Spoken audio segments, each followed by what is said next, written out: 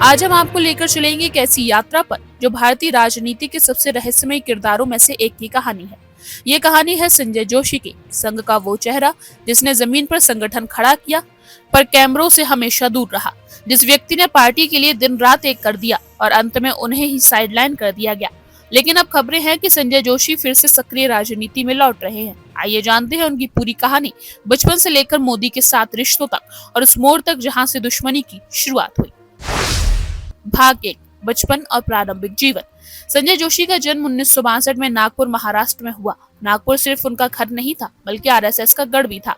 पढ़ाई में होशियार और स्वभाव से शांत, उन्होंने मैकेनिकल इंजीनियरिंग की पढ़ाई नागपुर से विश्वेश्वरैया कॉलेज से की। इंजीनियर बन सकते थे लेकिन दिल तो राष्ट्र सेवा में लगा था। कॉलेज के दिनों से ही वो संघ की शाखा से नियमित भाग लेने लगे थे। ये वो दौर था जब देश में इमरजेंसी के बाद लोकतंत्र की हवा फिर से बहने लगी थी और युवाओं में राष्ट्रवाद चरम पर था। भाग 2, संघ की शुरुआत।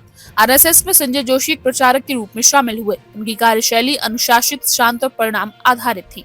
किसी को शो ऑफ नहीं करते थे। उन्हें 1980 के दशक में गुजरात भेजा गया, जहां उन्होंने एबीवीपी और बीजेपी के संगठन को खड़ा करने में अहम भूमिका निभाई। गुजरात उनके लिए कर्मभूमि थी, जहां उन्होंने हजारों कार्यकर्ताओं की टीम तैयार की। वे नेताओं को नहीं, कार्यकर्ताओं को तैयार करते थे। संघ में उनकी छवि एक करने वाले व्यक्ति के रूप में थी।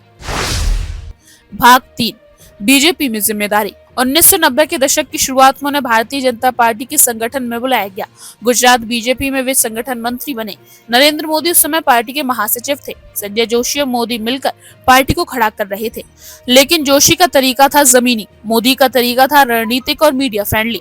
दोनों साथ काम करते थे, लेकिन मतभेद धीरे धीरे गहराने लगे। भाग 4, मोदी बनाम जोशी की शुरुआत।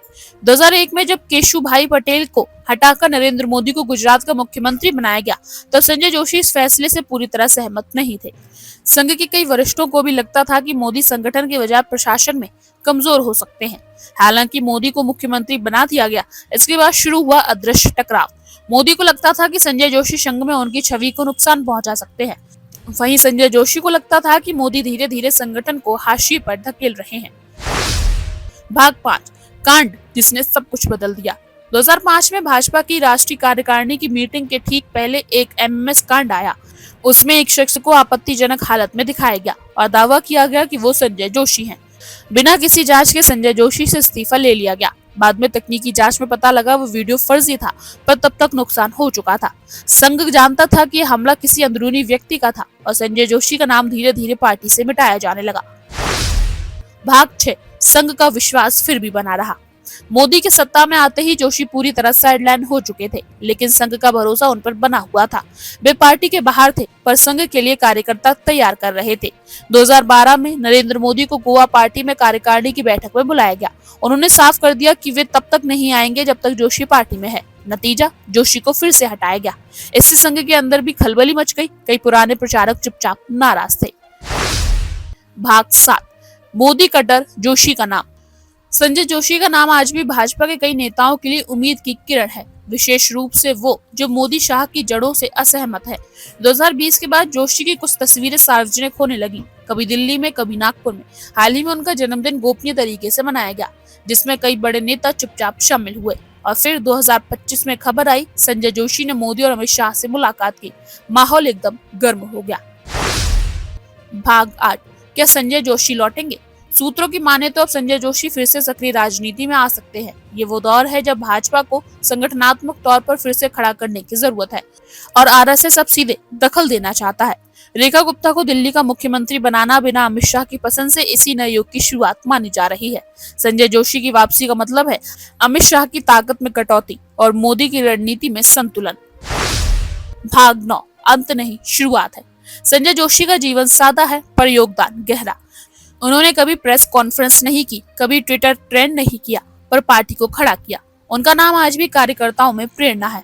अगर वे लौटते हैं तो भाजपा की रणनीति एक नए मोड़ पर होगी। जो नेतृत्व आज सिर्फ जीत पर केंद्रित है, शायद फिर से विचारधारा की ओर लौटेगा।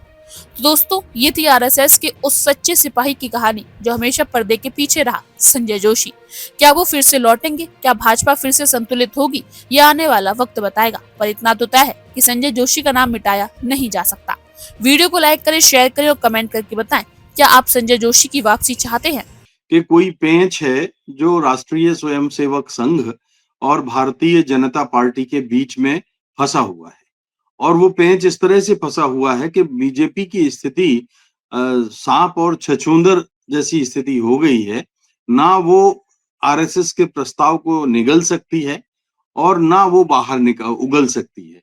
मेरे कहने का अर्थ ये है कि भारतीय जनता पार्टी के नेता और प्रधानमंत्री नरेंद्र मोदी बीते दिनों जब बहुत बदनामी हो गई, बहुत सारी थू-थू हो गई संघ के बीच में, तब जाकर के माँ अभी चंद रोज पहले हमने चर्चा की थी, आपको अगर याद हो तो नागपुर गए और संघ के साथ बैठक हुई, उनके मोहन भागवत जी के साथ बैठक हुई। लेकिन पहली बात तो ये है कि तब तक काफी देर हो चुकी थी और संघ लोकसभा चुनाव के बाद से ही उनको ये बार-बार संदेश दे रहा था अप्रत्यक्ष रूप से कि आप अपने अंदर झांक के देखो।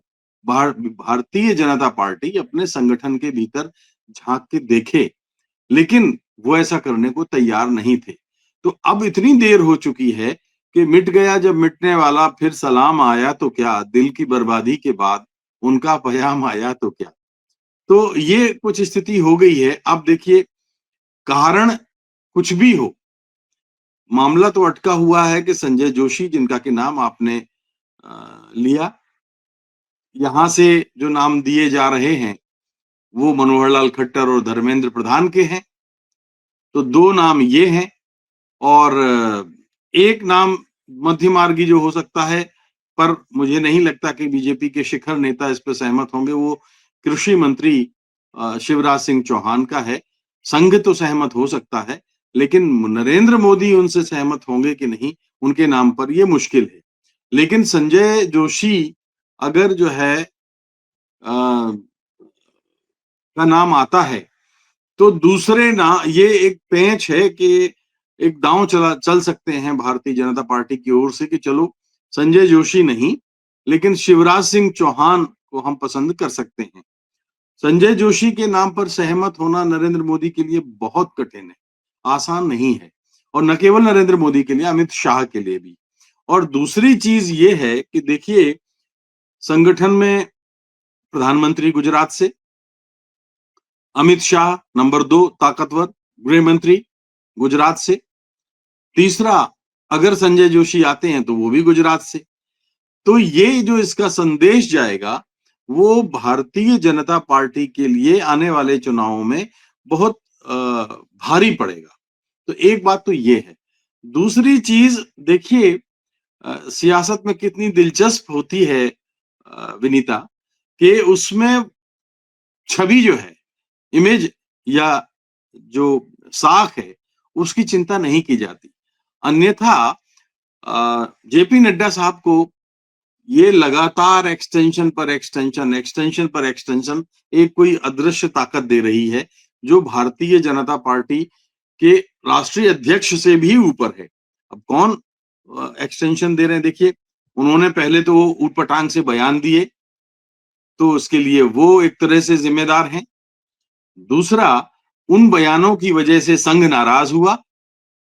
तीसरा, उन बयानों के कारण पार्टी अपने दम पर बहुमत नहीं जुटा पाई। बैसाखियों पर सरकार चल रही है, जो कि 2019 में ऐसा नहीं हुआ था। अपने दम पर पार्टी अब बहुमत पर आई थी। तो तीसरा, अब चौथा ठीकरा भी जेपी नड्डा के सिर पर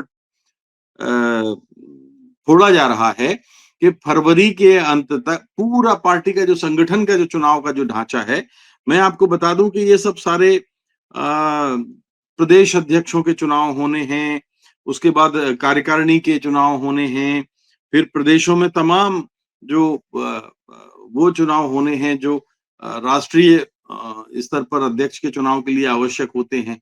तो तय ये था कि फरवरी में तक 18 चुनाव करा लिए जाएंगे और अभी तक बमुश्किल, जो मेरी जानकारी है, कुछ दिन पहले की जानकारी है, 12 चुनाव हो पाए हैं। आप देखिए, भारतीय जनता पार्टी जैसी अनुशासित पार्टी, जहां जो 24 घंटे 365 दिन चुनावी मुद्रा में रहती है, उस समय पर अपने चुनाव नहीं करा पा रही है। कितने ताज्जुब की बात है, अंदर के चुनाव। और नरेंद्र मोदी जैसे ताकतवर और अमित शाह जैसे पूर्व राष्ट्रीय अध्यक्ष का आभा मंडल होते हुए, तो अब ये ठीकरा फिर जेपी नड्डा के सिर पे आने वाला है कि पार्टी के चुनाव नहीं हुए, प्रदेश अध्यक्षों के चुनाव नहीं हुए, अन्य जो